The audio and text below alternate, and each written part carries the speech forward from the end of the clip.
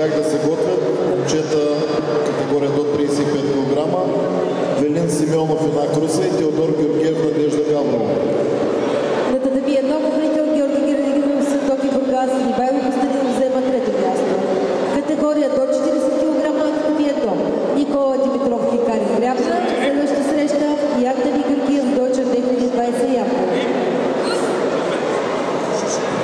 След тях да се подготвят Владимир Маринов, Светоки Бургас и Калуян Смирнов, Никол Товаров. За следващата среща да се готвят Велин Симеонов и Нак Русе.